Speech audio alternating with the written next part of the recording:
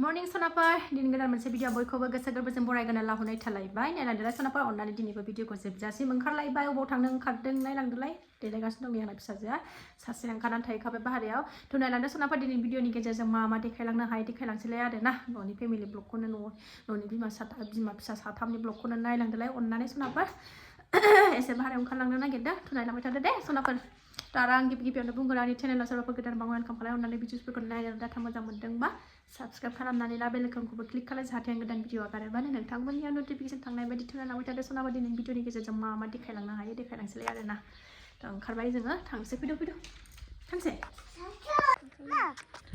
औ र' ओंखारबाय सनाफोरजों थांनि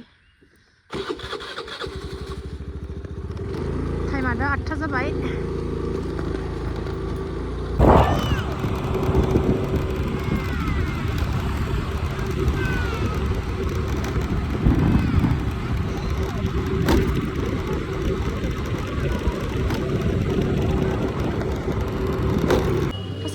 मंगलबार नालाय जोङो मन्दिरावसो फैदों नै हनुमान बाबानि मन्दिराव फुजा होनो नागिरदों लाइनाव दङ नै दा होगोना लानोसै दे बारा मानसि गैया दिनै ओंखारफिनबाय सनाफोरजों फुजा खांनानै सनाफोर न'आव फैफिनबाय जोङो फुजा थुजा होनानै ओमफ्राय नै लादु जानोसै जानानै ओंखाम संसै जेबो जायाखै दाबो थ' सनाफोर दिनै ओंख्रि आंनानै सयाबिनजों लावजों जागोन न' खाथिनियाबो लाव होफैदों नै बेजोंनो गोथाव लेथेर बाथार संनानै जानोसै न'नि लाव ना गोथाव जाथारगोन संनाय जुरि लायबाय सनाफोरनाय सयाबिनखौ एवना लाग्रोदों आङो लावखौबो जा मोजां हाना लाबाय आङो नै जोंना दुस्थुआ अबाव गाखोना दंहैयो खोरखियावसो गाखोना दंहैलायलाय नै बेहा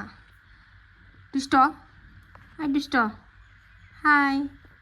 नेक्स्ट मर्निं जालायबाय सनाफोर नेक्स्ट मर्निंआवसो नै फारसा स्राय जोमनानै ओंखारलायबाय दिनैनिफ्राय फिसाजोनि स्कुल स्टार्ट जालायबाय खुलिजेनलायबाय सनाफोर ओमफ्राय बेखौनो दोनलांनो ओंखारलायबाय जोङो दा मर्निं ब्रेकफास्टबो खालायनानै लाखांबाय न'नि खामानि जोबस्रांजोबनानै इसोर सिबिनानै लाखांबाय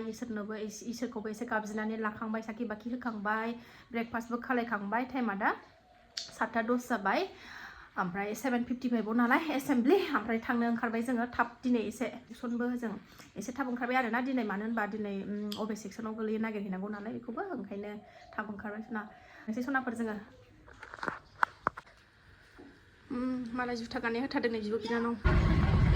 ओंखारबाय जोङो नै फैबाय सनाफोर स्कुलाव जोङो नै दाबो बारा मानसि फैथ'वाखै जों दिनै बिराद थाब फैबाय आरोना फैबाय साफा सानै फुला जि मोजां गायजोबथारबाय नै आराम गायफिनजोबबाय नै फुल बिबारा नायलाय जि मोजां बारखादों नै जासिदों नै नोंनो नै बिब'नो चक्लेट जासिदों दङ दिनै अनफ्लादों थाब गगोन दिनै हाफ क्लास जागोन फार्स्ट खुलिजेननायखाय 11:30आवनो ना मायावनो गगोन खोमा 11:30आवनो मोनदां बावलायलांबाय नै SMS हरनायखौबो स्कुलनिफ्राय नटिस हरनायखौबो दा नायफिननांसिगोन आब'खौ दोननो फैबाय नों अबेथिं क्लास 5नि रुमा हेपि टु होनबाय नै गेलेग्रा ना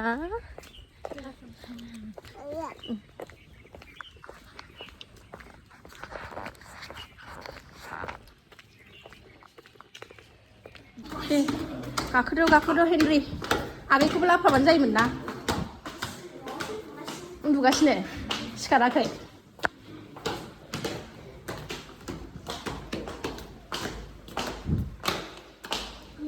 अबेथिं आयौ आन्दायबाय थायोहाय नोंसिनि क्लासरुमखौ इयाव थाया इयावबो थाया मायाव थागोन मेङोहाय सिथाबाखैनो दायो सिथाबोदां क्लास 5नि रुमा बेनो नै क्लास 5 ना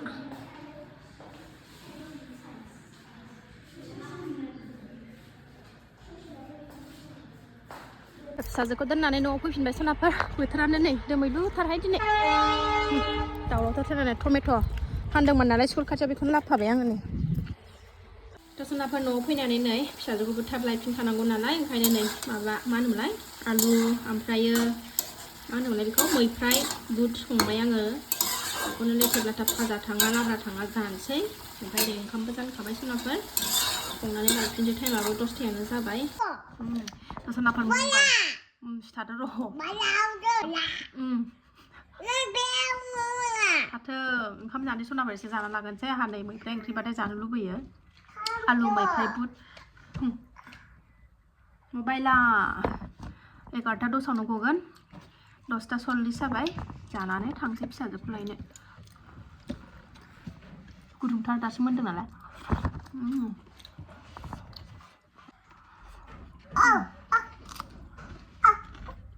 गुदुं र'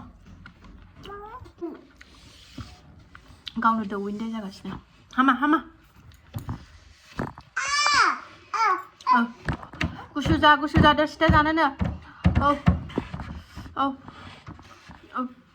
no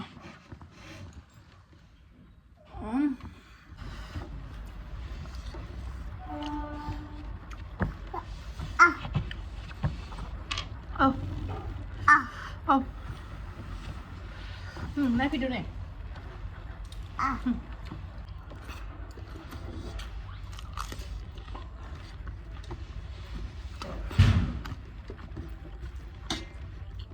Vừa